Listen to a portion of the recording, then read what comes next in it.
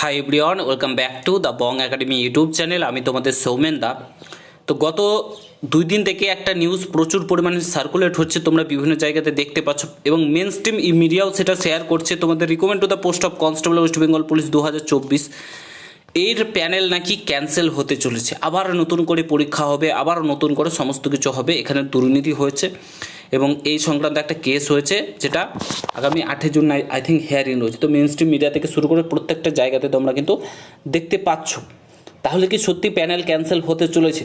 তার সঙ্গে সঙ্গে তোমাদের একটা কিন্তু খুশির খবর আমি শেয়ার করবো, ওটা বাদেও খুশির খবর শেয়ার করব। পুরো ভিডিওটা দেখার চেষ্টা করবে। চ্যানেলে নতুন হলে অতি অবশ্যই চ্যানেলটাকে সাবস্ক্রাইব করে পাশে থাকা বেল আইকনটাকে প্রেস করে দেবে। যখনই আমি নতুন ভিডিও আপলোড করবো তার নোটিফিকেশান সর্বপ্রথম পেতে অতি অবশ্যই চ্যানেলটাকে সাবস্ক্রাইব করে দেবে। ফার্স্ট অফ অল, এটার সব প্রসেস কমপ্লিট হয়ে গেছে, তোমরা জানো মোটামুটি সব কিছুই কমপ্লিট হয়ে গেছে। এখন প্রত্যেকে মেরিট লিস্টের জন্য ওয়েট করছে, কবে মেরিট লিস্ট প্রকাশিত হবে, কবে তোমাদের জয়েনিং হবে, তার জন্য কিন্তু প্রত্যেকে ওয়েট করছে। তার সঙ্গে সঙ্গে কলকাতা পুলিশের প্রিলিমিনারি রেজাল্ট, WBPSI মেন্সের রেজাল্ট সব কিছু নিয়ে ওয়েট করছে।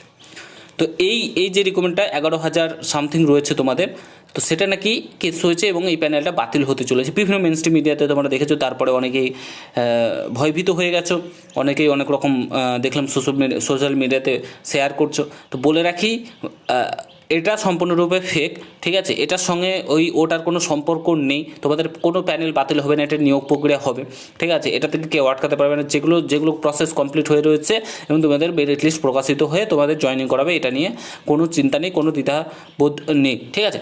আর বলে রাখি তোমাদেরকে, গতকালকে একটা প্রশাসনিক বৈঠক ছিল, সেই বৈঠকে কিন্তু তোমাদের এটা নিয়ে আলোচনাও হয়েছে। তোমাদের রেজাল্ট নিয়ে খুব তাড়াতাড়ি জয়েনিং হবে এবং নতুন নোটিফিকেশান প্রকাশিত হবে। একদম চিন্তা করো না, একদম ভেঙে পড়বে না। তোমাদের কিন্তু নতুন সরকার যেহেতু গঠন হয়েছে, একটু সময় সাপেক্ষ, এগুলো সময় লাগবে, এগুলো কিছু করার নেই। কারণ পুরাতন সরকার যেভাবে ঝাংলা ফাংলা করে গেছে রাজ্যটাকে, সেক্ষেত্রে সব কিছু একটু গঠন তৈরি করতে সময় লাগবে। রাজ্য সরকারে একটু সময় দিতে হবে, আমাদেরকে 2-3 মাস মতো সময় দিতে হবে, কিছু করার নেই, ঠিক আছে?